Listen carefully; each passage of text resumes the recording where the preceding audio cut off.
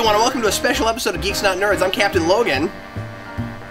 And I'm The Geoff. Hi, The Geoff. Hi. How you doing? Thanks for being here and guesting on Geeks Not Nerds. Today, we are doing a top 10 list of our favorite Weird Al original songs. That's Jeff's mandatory fun pose.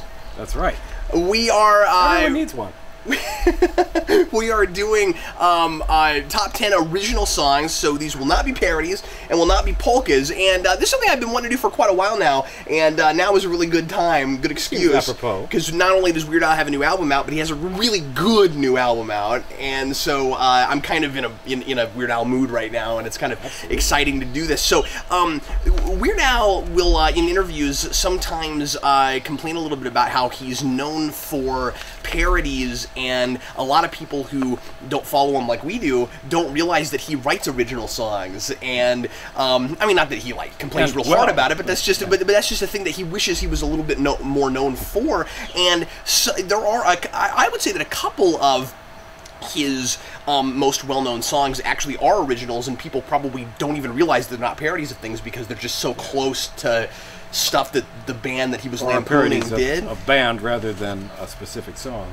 Yeah, exactly. Which he also does brilliantly. And that's the trouble with being Al. You do this one thing so brilliantly. Yeah. That it tends to eclipse even the other brilliant things you do.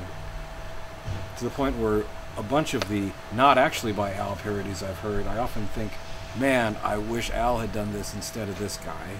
Oh, yeah. Because it would have been so much better. I had that a lot. Yeah, the exact same concept, but just let him write the lyrics. Mm-hmm. Yeah. But that'd be another list to do sometime. Yeah, absolutely. Oh, yeah, that would be a really cool list. Popular parodies we wish Al Yankovic had done instead. Yeah. So today we are going to do a bit of a spotlight on Weird Al original songs, and we've each composed a list of our top 10 favorites. We'll have some honorable mentions at the end, and we're going to go from 10 to 1. We're going to jump back and forth. And again, as I always say with top 10 lists, these are not what we are calling the top 10 best. These are our top 10 favorites. And Geoff, I want to start with you. What is your number 10? We're going to give you the song and the album, and we'll talk briefly about each song. From his third album, Dare to Be Stupid, Slime Creatures from Outer Space. Really? I did not have that one on my list, that Geoff. It may in some degree just be a nostalgia thing, but I really love that song. That was... I love that album when I first heard it, way back in the Jurassic period. But I would rock out. Jurassic Park was Slime actually Creatures. an autobiographical song. Yeah. And yeah, that lawyer was awful. He gave me in the bathroom all day.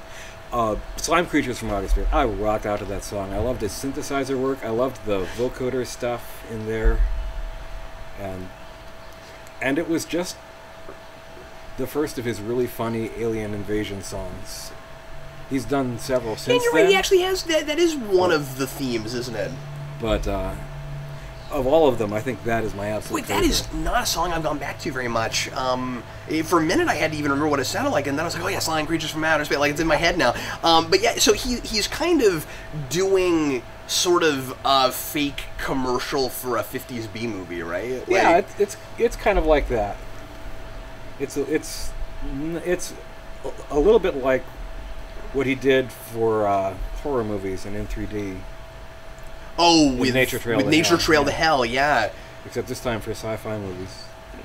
It's a brilliant song. That is a very Dr. Demento song. Like, somebody else could have made that and put it on Dr. Demento. Well, I mean, he could have made it and put it on Dr. Demento, but I'm just saying, like, it sounds and kind he might of have, I don't know. At that point, I bet he wasn't doing as much on Dr. Demento.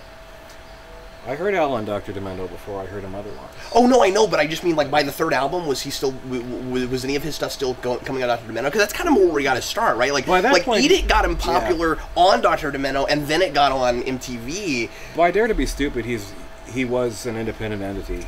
And yeah. On Dare to Be Stupid, you really see full out production values. Here's where you start seeing him genuinely, like, taking the arrangements from the original artists, making it sound authentic. Getting copies of it, learning, matching the solos and everything.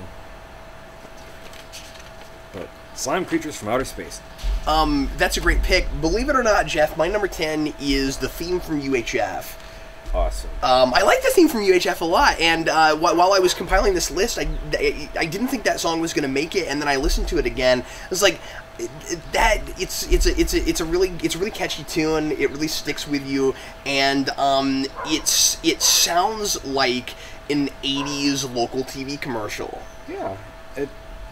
The whole UHF album is so overshadowed. Yeah. And that's partly because the movie, very sadly, was the disaster it was financially. Which seems unjust to me, because while, okay, it's not on Golden Pond or anything, it was a lot of fun. Yeah, even as far as parodies, I mean, even as far as comedies go, it's not a great movie, but it's funny. I mean, Geoff and I have both gone back and watched it several times. If Weird Al was going to make a movie, this is what it would look like. Yeah, exactly. And it has the best of him. But the album, alongside it on that album... And that movie is Spaceballs quotable, right? Like, oh, yeah. Supplies! You're so stupid! Cool. What's your number 9, Geoff? Number 9, from Alpocalypse, which I number really? is 13. Wow, okay. Stop forwarding that crap to me. Yeah, I thought about it. I do like that song. I'm surprised it made your list. Does it resonate with you because you feel that way yourself sometimes? It encapsulates my vision of the entire internet, really. You know, he says he frames it about email, but the entirety of Facebook could be summed up with that song. 2/3 of YouTube, except of course for Geekvolution, which is a center of quality programming. Fine acting and insightful commentary. Thanks, Geoff. Appreciate that. And some of the best guest stars you will ever see anywhere. My favorite line in that song, and you never figured out the way to BCC. Yes. Yeah, there's so much of that was fun, and it's funny because it's true. Okay, I'll go ahead and go for my number 8 then, number 9? Number 9. We are standing still. From number 9, from Off the Deep End, I went with Trigger Happy. Oh, yeah. I like Trigger Happy a lot because I think that as far as the style parodies go, that's one of the closest where it really sounds like a Beach Boy song. It does. And so I thought he did that really well, and I really enjoy when he does those kind of songs where you get the juxtaposition of, well, like this, like that's the theme, like that, that's what we're writing a song about. Innocuous bubblegum surfboard. Yeah, and it's about a crazy person that it's about a gun-toting crazy person who's like paranoid and waiting for the Nazis to show up. I think it's absolutely hysterical. So yeah, I don't know. I always enjoy, and you know, the Giants have a lot of these too. I really enjoy like songs with a really sinister undercurrent that are just really happy and jovial. That always hits me in a place. Yeah, there's something about that. I don't know why I didn't. I think the only reason that one didn't stick with me quite as much is just because I'm not quite the Beach Boys fan that I could have been. Oh, okay. Well, I'm not even a. Actually, I think part of it too is I'm not a Beach Boys fan, and I enjoyed hearing them be lampooned. You know, like, I mean, I don't not like them or anything, but it's just, I don't know. That was. It fell between stools for me, but the concept of it was brilliant. Some of the thing with some of the songs on my list too are like the albums that I listen to more often. It was like you said earlier with the nostalgia thing. It's hard not to go back to certain songs that I just listened to a whole bunch. And so like Off the Deep End is an album that I've played in my car several times, and so that was one that really stuck with me. I also, this is going to sound silly, but I also liked where it was in the album placement. That's a really good track too. I think a lot about track 1's, track 2's, and final tracks, and that was a really good track too. How about that? All right, go ahead, Geoff. So what are we on? 8? Number 8. An instrumental. There's an instrumental? An instrumental track by Weird Al Yankovic. I don't right off know what it is. Called Fun Zone. Oh! From the UHF soundtrack. Okay, so I've not listened to the UHF soundtrack all the way through in a long time, and I didn't realize that Fun Zone was not just another, like, commercial thing. Yeah, that's actually an Al tune. Wow, so you picked Fun Zone over the UHF theme? Unless that's on Under there it, somewhere. because we're going from 10 down to 1. Oh, okay, so it's actually on your list. Wow, cool. But anyway, okay, so talk about that song. Why did it make your list? It's got a great tune. It's the kind of atmosphere and color of it is just charming and engaging, and it sounds like a fun song. And I don't know, I liked it. I also wanted to make sure and get that in if I could, because it shows that Weird Al can do things without having words to carry him. And well, that's important. He doesn't do it often. He's a musician. You don't often catch him at it, but he can. And that's a rare opportunity to really see, oh yeah. Well, and also, that's part of the reason I wanted to highlight the originals, too, is that obviously, you know, he's capable of writing music and thinking up catchy tunes and making melodic stuff. Yeah. And so, like, a lot of the stuff I picked on my list had as much to do with, here's a tune I liked a lot. Sure, rather than... as with anything else, because I just think it's important to emphasize that he doesn't have to have something to work with first. He can write his own music. And while his lyrical brilliance is unmatched... Yeah. Seriously. His musicianship, it's not as easy... It's easy not to notice it unless you take the trouble to actually listen for that. So... Fun Zone, number 8. So far with our first 3, we haven't had any crossover, although we already have figured out that we will have some later. My number 8 is Since You've Been Gone from Bad Hair Day. Oh, sure. I really enjoy that song because, I don't know, when he goes back to 50s and 60s stuff, I kind of dig that, the kind of doo-wop stuff. But also, and like, well, that's not a doo-wop thing, that's more it's kind of a Take 6 type... yeah. And it's acapella, and that's part of the reason I felt the need to pick this too, because he hasn't done a lot of acapella stuff, and that was kind of fun. Importantly, it's short, and one of my criticisms a lot of Weird Al songs, especially the originals, is some of them just go on too long. That was one where he knew exactly what length it ought to have been, and it's all about a punchline, and whenever you have a song that's all about a punchline, it shouldn't go on for 4 minutes. So Since You've Been Gone is, here's all these things, and Weird Al, by the way, is all about the he has a lot of songs that are all about, like, examples of things. He's like, okay, here's an idea, and then I'll give you a bunch of really absurd examples. A lot of the time, they kind of, like, mount on top of each other. And so that's, here's all these horrible things I'm feeling since you've been gone. And then at the end, spoiler alert. It's not, it's almost as bad as it was when you were still here. And I just think that's hilarious. So, like, it's a really good payoff kind of punchline. And it's executed really well. Especially because if you're used to, because he'd already written several of these, if you're used to what I like to call the anti-romance songs with Weird Al, you're listening to that whole song going, is he finally, or at least I was, is he finally actually singing a song where he really likes the person that he's with? Because he never does that. It's always like this 1 more minute. Really romantic sounding thing.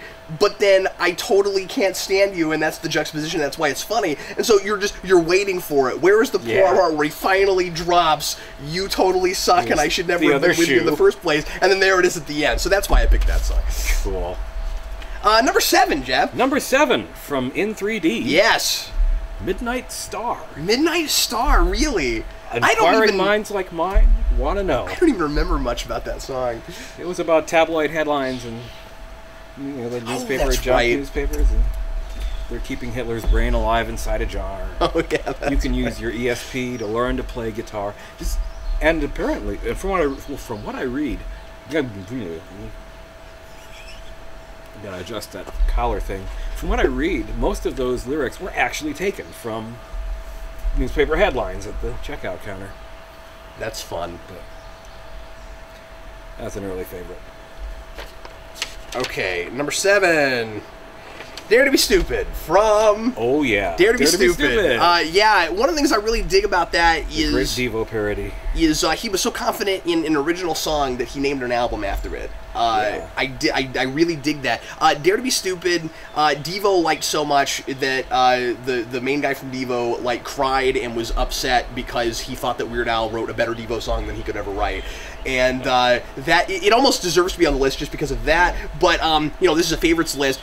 It's just really funny. I mean, and it's one of his better videos. It really is. Like the microwave thing is fantastic. I don't know, it's so absurd and random and everywhere. And one of my favorite things is random. Just like what bizarre assortment of things that have nothing to do with each other. I think Weird Al has a gift for random, and I think this is going to sound stupid, but that is a rare. I'm daring to be stupid. That is a rare thing to be able to come up with a string of things that have no relation whatsoever to each other. Because when you're making a list, a lot of the time your mind will naturally go to other places based on what the last thing was that you said. And anybody that can add, because I just think it's funny. This is a kind of comedy that I enjoy. Anybody that can actually go, you know, start with a word and then make a list of words and have nothing connecting those, seemingly nothing connecting them. And that's what I enjoy about that song.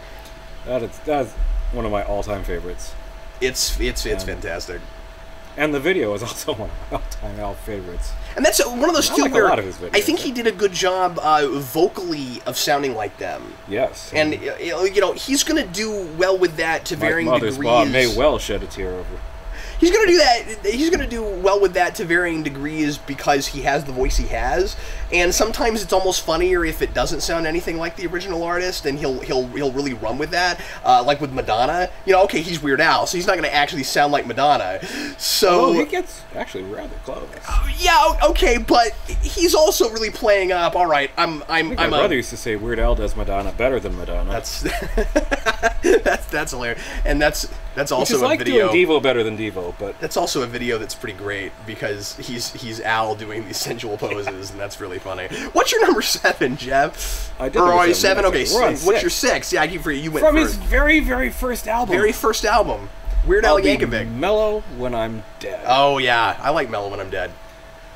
Again, another great song to bop out on. I would not have thought to put that on there, but that is a good song. And just fun and timely. And it may suffer, but I don't think it does from its kind of skewering of the sort of new agey Zen, just into yoga, meditation, relaxed California culture that was coming up. That was being very noisy in the early and mid 80s. And Mellow When I'm Dead just rips that so nicely, and that was satisfying to see. But still a good song. You know, this might be a good time to briefly discuss that. How outdated do you think a lot of Weird Al songs end up being? Like, I think that a lot of his stuff, you know, you and I like, because in my case, because I'm a little younger than you, I grew up with stuff, and you were already mostly an adult when a lot of this was out. So we knew the stuff that it was lampooning, and like we were actually in the trenches of the society that he was making fun of. But like, you know, a kid that goes back to the stuff now, some of it's going to go over their heads, right? Like, I think that Al does a lot of really timely stuff. This is funny right now, and also cultural references. Like, how much does that hurt the stuff as an artistic piece looking at it in 2014? Surprisingly little, I think. Now, granted, but you got a perspective. By the time it wasn't up through, I would say, album number 5, even worse. The milieu I lived in was one largely untouched by pop music and commercial reasons. We did not listen to the radio, at least commercial stations. We did not watch a lot of TV, and we did not see movies more than once or twice a year. So I heard his first 5 albums worth of songs, having never actually heard any of the references. And not even knowing the songs that were being parodied. Yeah, exactly. And they still worked pretty darn well for me. So I'm thinking that Al is pretty careful about making sure that as few as possible of his jokes are things that you wouldn't be able to get without having been from this generation, living at that time, and having known this song. There's payoff. I mean, things are better, things are even funnier when you realize what he's doing. But there are quite a few cultural references, even without the right? requisite cultural background, there's always something you can get. Because I'm not even talking just about, and you're right, but I mean, I'm not just talking just about the styles that are being parodied and that kind of stuff, but also, like, a lot of the jokes are cultural jokes. Like, he'll make fun of specific famous people, and he'll have entire songs about somebody that was famous right then. Like, I'm just not sure how well that stuff ultimately... Like CNR. Yeah, which I didn't think played that well, but part of that is... You and I are both too young to remember Charles Nelson Riley. That didn't affect... Well, the thing is... Oh, wait, no, that's what that song was. No, actually, I'm sorry. I thought we were talking about a different song for a second. I'm sorry. Forgive me. I was thinking of that TMZ song. Yeah.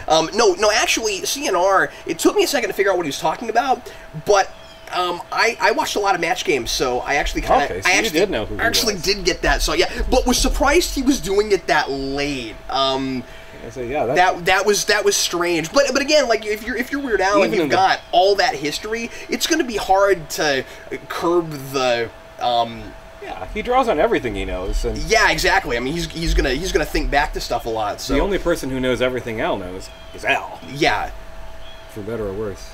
So that's got to be a desire that's difficult to curb. But yeah, I don't know. But I mean, I'm thinking of things like Eddie Vedder. True. Like, I don't know, 20 years from now, who's gonna remember him well enough for that to be funny? At least anybody younger coming in and looking at it. So I'm just saying, I mean, some of it is kind of dated, some right now stuff. Some going to suffer from that. But you could argue that he puts out content often enough that if he's always jumping onto whatever's going on right now and giving a social commentary about it and making fun of stuff, that, like, you can kind of look at a, like, parody history of the country from 1983 onward from Weird Al, and then that almost works as a piece of documenting function there. And he does enough things that aren't anchored in that way as well to keep himself alive. We were at number 6. Number 6. One more minute from Dare to Be Stupid. Sure. That's one of my favorites, and I guess I really latch on to, again, what I call the anti-romance songs. I really dig those. But now that one is a doo-wop song. And, it's an Elvis parody. Oh, it's an Elvis parody, and not of a song, but and I don't know. I don't really have a lot to say about it, but this is one of my favorites. I think the end of that song is one of the funniest things that he's done, and also that's a good video too. But rip my heart right out of my rib cage and throw it on the floor and stomp on it until I die. And then he goes, ah! And I just love that. That's really funny, and that's also just a really fun song to sing. It is. Yeah. Good karaoke material. Yes. Good stuff. Number 5, Jeff. Number 5. Melanie. Even worse. Boy, I like that harmony singing. It got so close, and I love the harmony, and I working on my list, I kept going, I wonder if Jeff either loves or detests that song, and I'm just not sure which it is. I love that it made your list. Yeah. That might be my favorite song from Even Worse. But I'm a sucker for harmony singing. It's driven my life in a lot of ways, but yeah, I like Melanie. I loved the story about him spying with his telescope and wondering why this girl doesn't love him. He's Clark Kent from Smallville. That's just hysterical. Well, and what can the problem be? Yeah, it's really funny because it's one of those things where it sounds for a second like it's just this kind of like this kind of cute puppy dog love story, and then it gets really creepy. It gets creepy, and it's just like really wrong. And then he does this a lot where he'll get to this really absurd place where he's singing from the perspective of someone who is either dead or decapitated or both. Yeah, and that happens a lot, or dismembered in some way, or both. Yeah, that happens a lot. Is that one of maybe the first of those? Ooh, I don't know. Maybe. Or did he do it? Or were there several even before that? But yeah, but I might be dead, but I still love you. It seems unlikely that he got through 5 albums before doing that, considering how much he does that. Now that's another thing. Do you think there are things like that he falls back on too much, where it's like kind of the same joke every time, or do you think that that's like that's like a device that like it's okay to keep going back to? Food. Yep. Some brilliant food songs he's done. Yes. Yeah. But but you think he does too much food? But that's certainly something that he falls back to quite often. And TV. Food and TV, and I'm not gonna blame him for that. But I am gonna observe that he does that a lot. There was I think College Humor did auditions for a replacement band at the Star Wars Cantina. And one of their auditioners was Weird Al Yankovic. I didn't see that. They didn't take him because every song he offered them was about food somehow. Did Weird Al actually do it, or was it somebody pretending to be Weird Al? I don't remember. Oh, okay. It might actually have been. That's really funny. Well, I know one of the videos he put out this week. He actually put out with College Humor, so I wouldn't be surprised if they didn't get him. That's funny. I'll have to look up that video. Alongside his epic rap battle with Bill Nye. Oh, yes. Are we at number 5? That was my 5. Okay. What's your 5? Well, my 5 is Don't Download This Song, Geoff, from Straight Outta Linwood. Yes. From the Live Aid, We Are the World kind of genre. Yeah. Well, and here's the thing.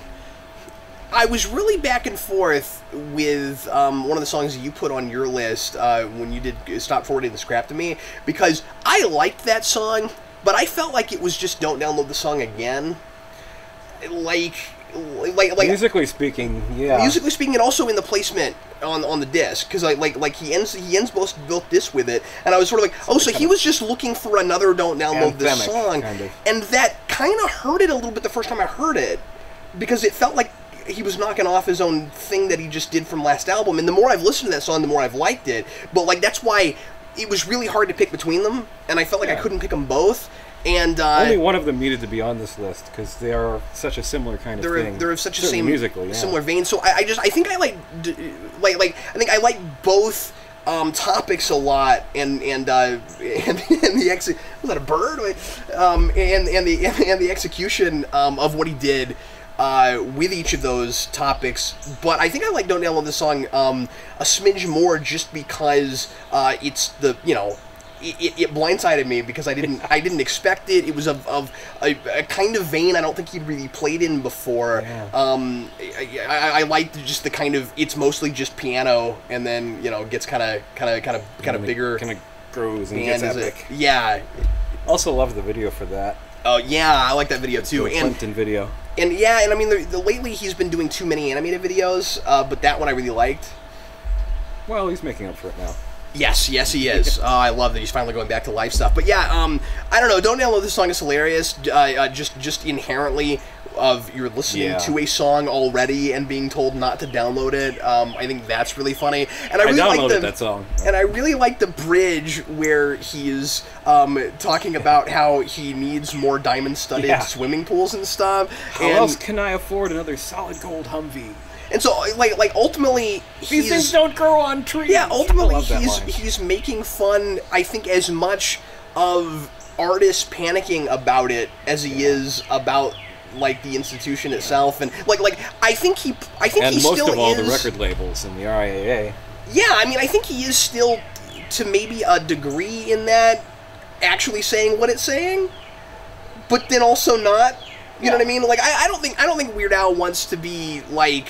Wants people to steal his music any more than anybody else does. Yeah. But I think he's just making light of it because it's kind of funny to do that, and that's what he does. He kind of makes light of everything. He doesn't take anything too seriously. And in actual fact, Weird Al has made enough money by this point. It's not gonna hurt him. He never has to work another day in his life unless he just wants to. Yeah. The fact that he is still doing albums. For anybody else, I would say, oh well, they keep blowing their money on drugs. For Al, I think he really does like doing this and want to keep doing this. Even Lars Ulrich knows it's wrong. Even Lars Ulrich knows. You can just ask. No, I had that and I was really surprised that that the other one made your list. that and Stop Forwarding were both kind of in my bucket, and I think I flipped a coin.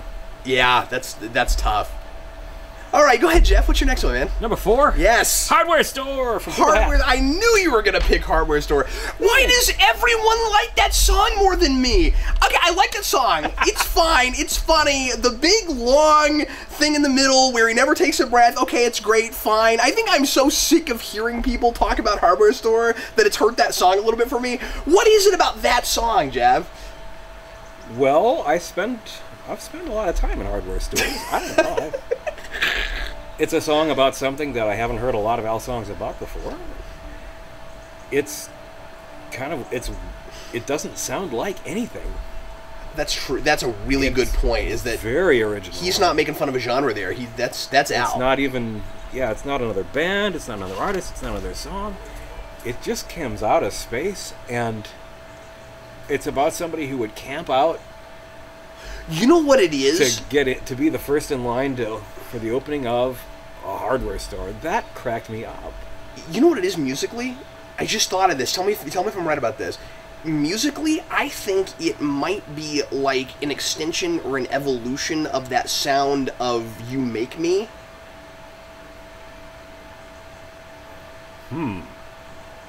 Because, like, if you listen to especially the background stuff he's doing, and again, that's a song that doesn't sound like any other style either. That's just Al. I think there's a style forming. That's a great song. I didn't even think of it. I came real close to putting that on there too. But yeah, I think Hardware Store is like an extension musically of You Make Me. You're right on my list now.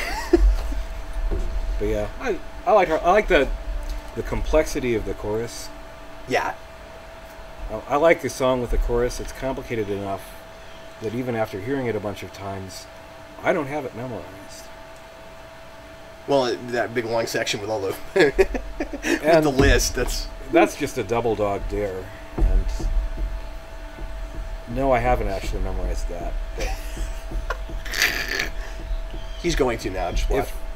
If this album had come out like 15 years earlier, at that point in my life, it would have taken me within 3 days. I would not have rested until I had that memorized, so that I could reel it off on demand. That's hilarious. But you wouldn't be able to do it without taking a breath, because that's impossible. And that would require more free time than I've had to spend now. I think that Hardware Store is a brilliant concept. Just somebody who's that excited about the opening of a hardware store. It's really funny. I think that's another kind of motif that he goes back to a lot here in a really successful way of the mundane thing that somebody loses their mind over. Yes. The entire existence is contingent on this event. Velvet Elvis. Yeah. Stuff like that, yeah.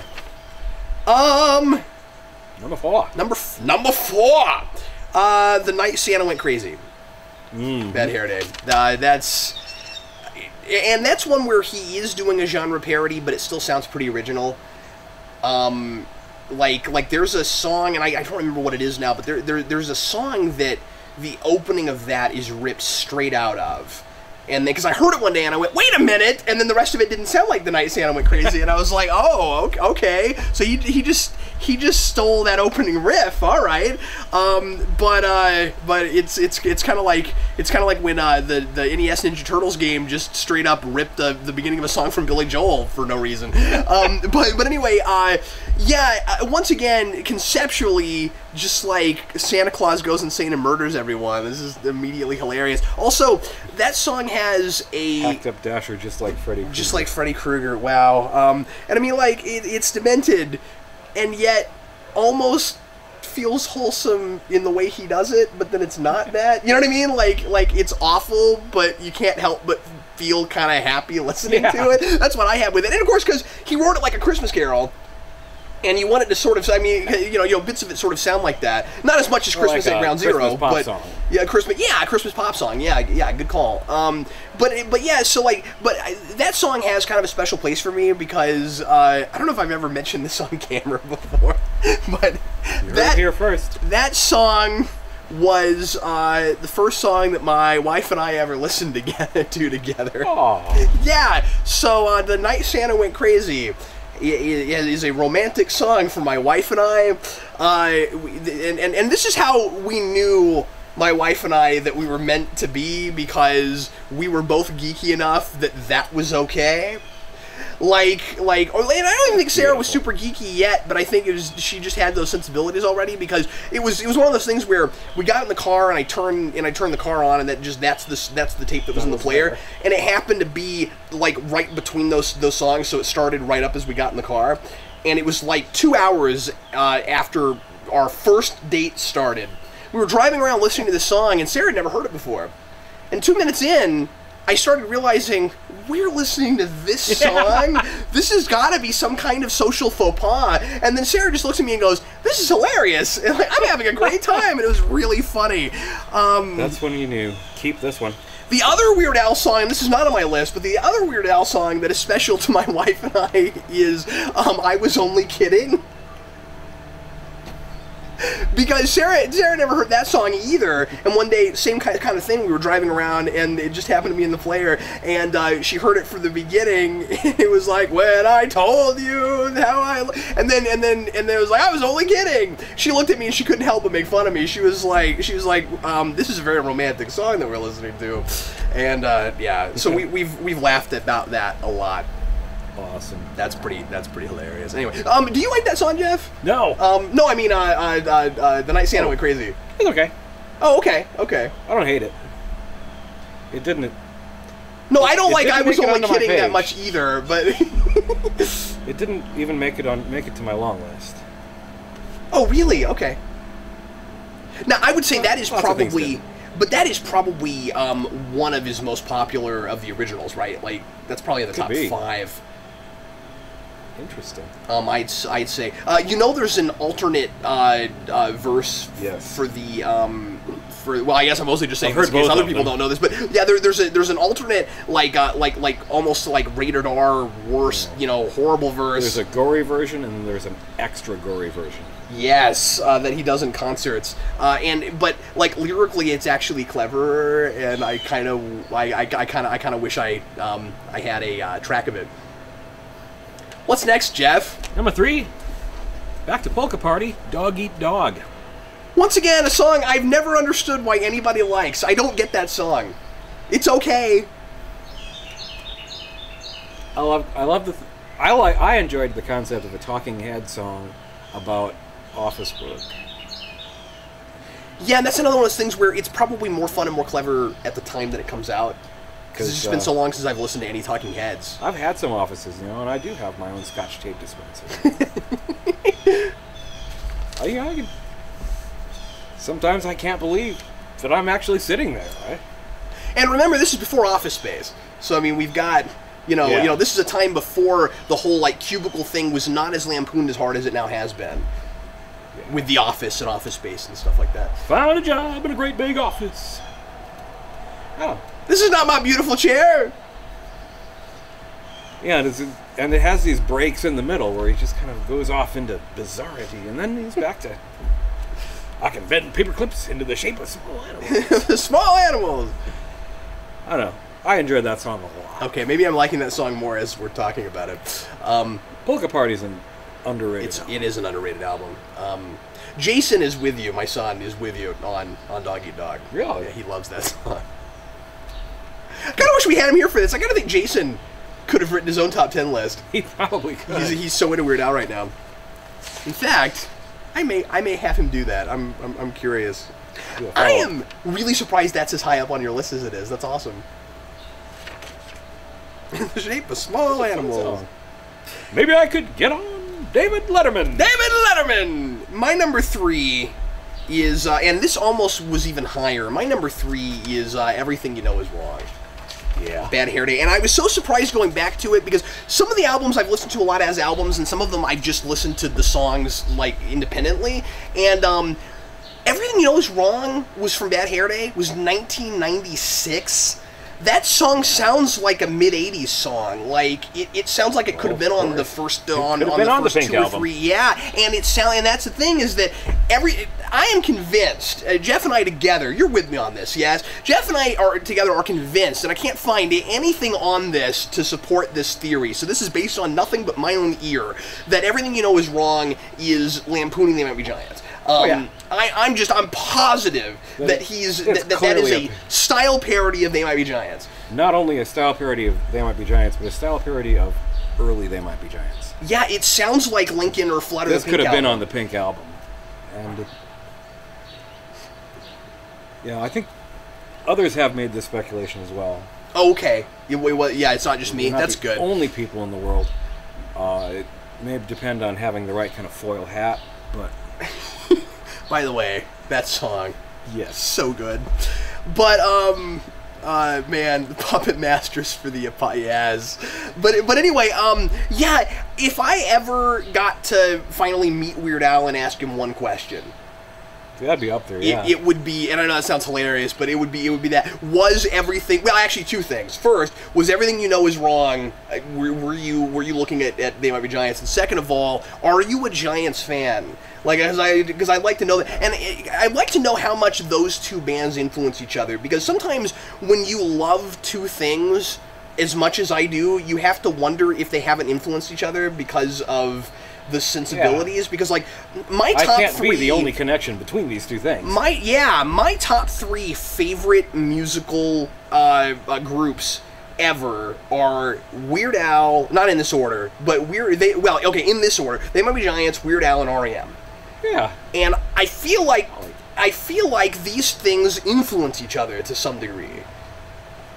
You know what my three are? What are your three, Geoff? The only three inputs of the commercial pop rock kind of world to my young life at all, probably until about college.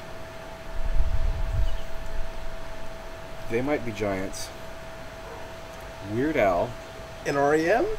And R.E.M. That's so cool! We're twins. Wow! That is so weird. So you would list the same three? Yeah. That's amazing. How have we never had this conversation? I don't know.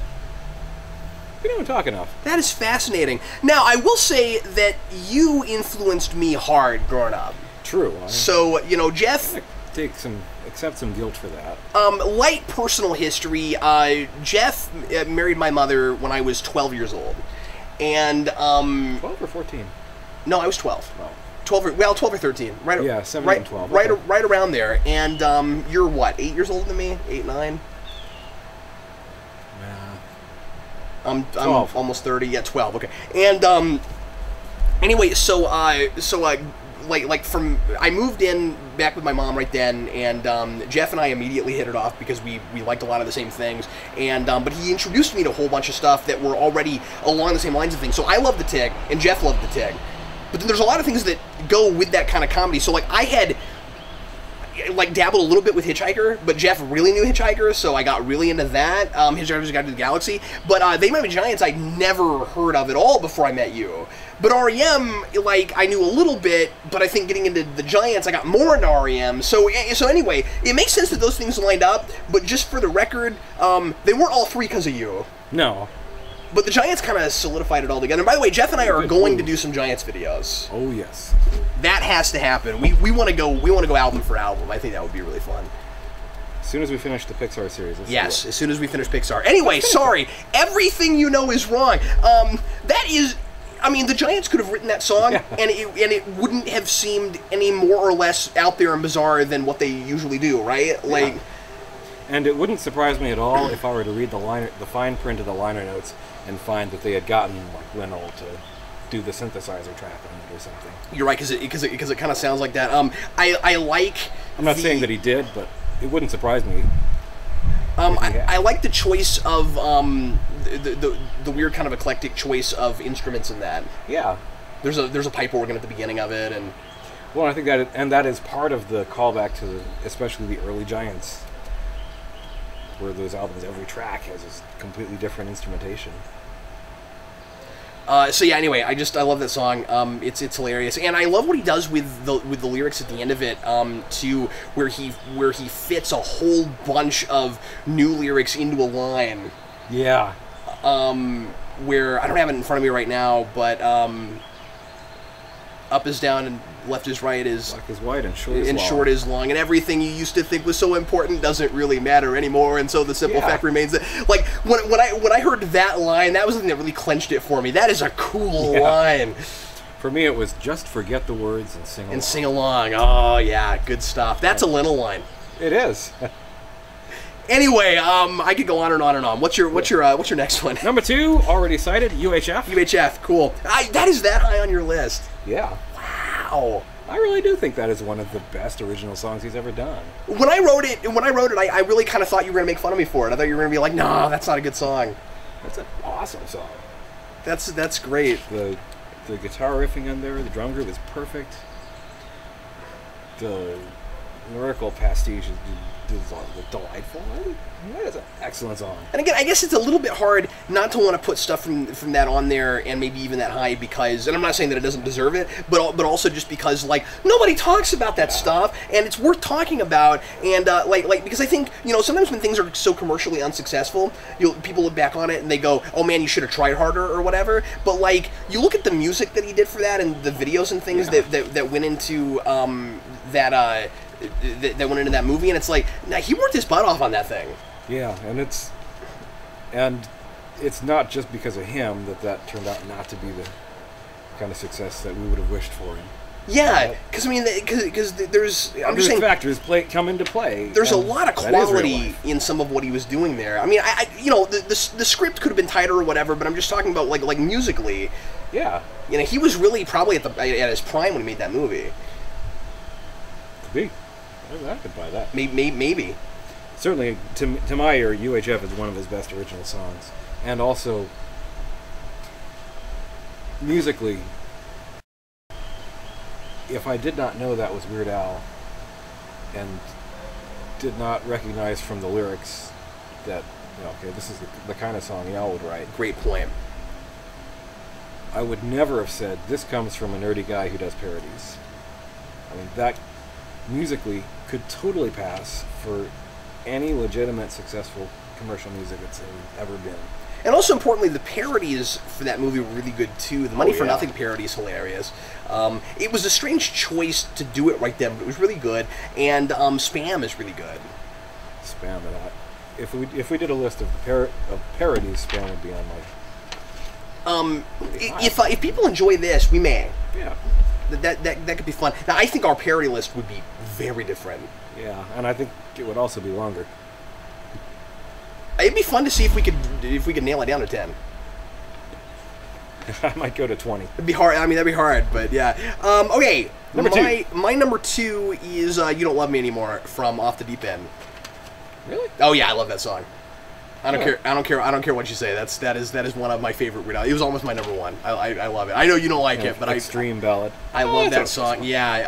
I think. Well, earlier you were like, oh, there's nothing good on Off the Deep End. I was like, well, like 2 or 3 of mine are from that album, but all right. Yeah, I always thought that song was really funny. I think part of it is the video. Yeah. Because the video is pretty great. The video is such a great parody. And video for More Than Words. That's what that is. Yeah. Okay. More Than Words is all. That's also a song I like too. It's a pretty good song. But yeah, like he doesn't do a lot of ballads, and so, you know, Weird Al doing a ballad is pretty hilarious. But just some of the choices in that of just things that happen to him, I think are really, really funny. You know, you slammed my face down on the barbecue grill. Now my scars are all healing, but my heart never will. Yeah, there's some really clever stuff in that. What's your number 2? That was my number 2. I'm sorry. What's your number 1, Geoff? The number 1. I'm so used to going first on these. What's your number 1? Here it comes. Number 1. Thank you, Dr. Mento. Dare to Be Stupid.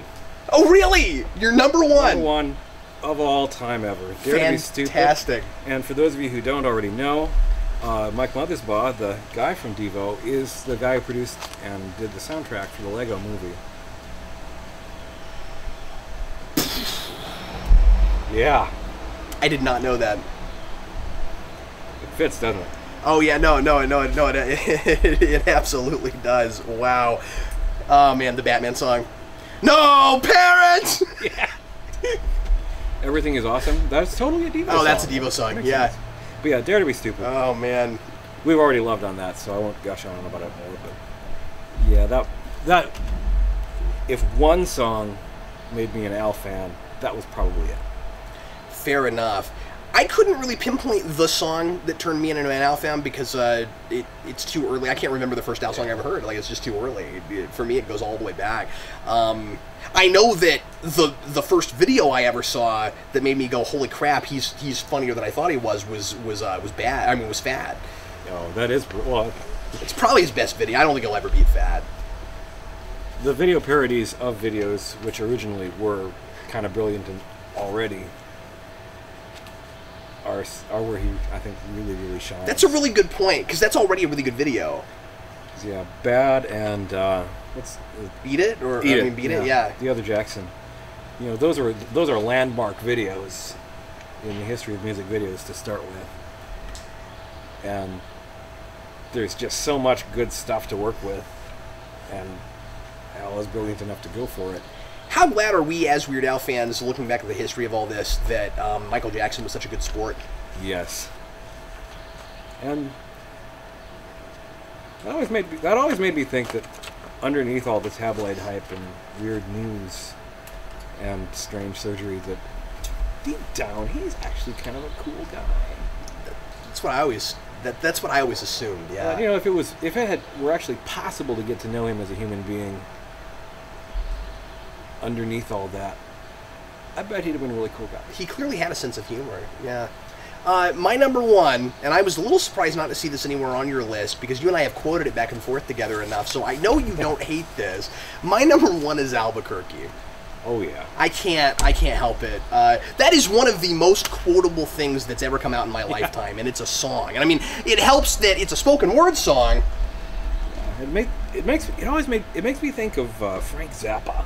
Oh, really? I hadn't thought of that. Because I could never really put my finger on Frank Zappa's albums musically have these things like that. They're kind of a very long, very rambling story with 100 different musical colors and things, just kind of blurping in and blurping out.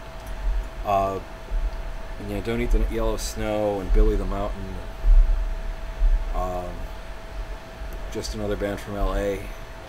That's from that, or Live at the Fillmore is this entire 2-side long kind of rambling story, basically about some groupies.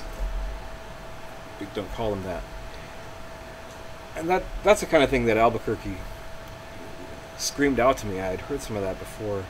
I think he says that Genius in France actually is even more intentionally a parody of Frank Zappa. And Dweezil Zappa played some of the guitar lifts for it. Oh, really? I didn't know that. Genius in France, I thought, was a total miss. Yeah, it didn't work for me as well as Albuquerque. And again, sort of like I said with Don't Download the Song, I wouldn't have done that the very next album. Because it really does come off as, okay, yeah, Albuquerque was popular, let's do that again. But like Albuquerque, if it works, and it's really hard to pull this off, which I think is the reason I love it so much, if it works, the joke of, here's a song that overstays its welcome 8 minutes too long is really, really funny. But it's not funny very many times. What do you mean, just like, oh, you mean like different songs? Yeah, you're doing it too many times. But I will say that I think Albuquerque actually has replay value. Like, I've actually enjoyed going back to it because, you know, it's one of those things where there's so much in it, you pick up new things.